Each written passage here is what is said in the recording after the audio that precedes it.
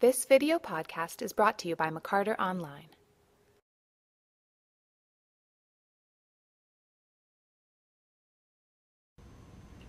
In October, one cold October night just before Halloween, I was insomniac at the time. I was in my early 20s and I was wandering around the village, trying to wear myself out before going to bed, and I ran into Lanford, who was an Aries. He's always energetic and on the move.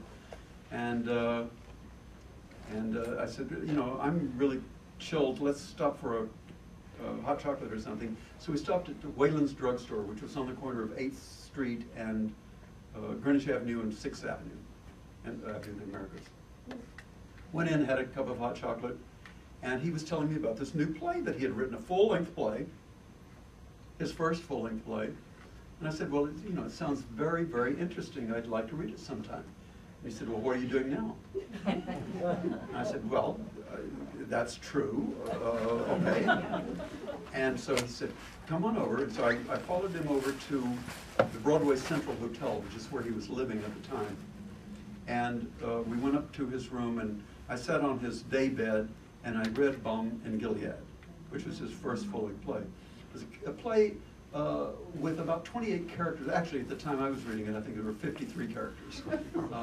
Eventually, we got it down to 28. But it was an amazing play in which everybody was talking at the same time, and it's the first time, by the way, anybody had ever done this. You've seen the films of Robert Altman, where he did that overlapping dialogue. All that was as a result of Lanford Wilson's early experimenting with it. Altman did it, 10 years later. So I read this play, and it was stunning. And I handed it back to him, and I had been to Northwestern University as a student. All my background was in the classics, essentially.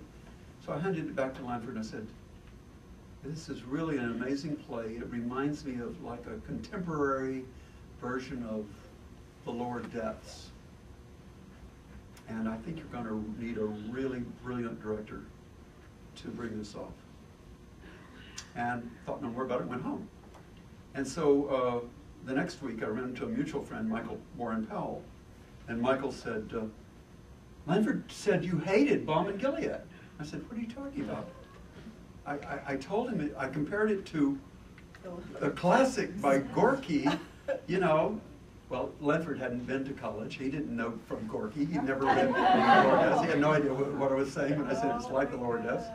And also, when I said you need a brilliant director, he thought, oh, well, it means the play doesn't, it's no good. So I said, no, didn't he understand that when I said you need a brilliant director, I was talking about me? So Michael went back to playing intermediary and went back to Lanford and told him this. And at the time, another mutual friend of ours, Clarice Nelson, who was a playwright that I had gone to school with at Northwestern, and I had directed, 3 or 4 of her plays. My first plays at the Cafecino were Clarice's plays. And she and Lanford and Michael were all very, very good friends. So Michael came back to report to Lanford. He said, no, Marshall said he really liked the play very much. He said that it was the best original play he'd ever read. And Lanford, in typical fashion, said, well, how many original plays has he read? And Clara said, well, all of mine for a start. This podcast has been brought to you by McCarter Theatre in Princeton, New Jersey.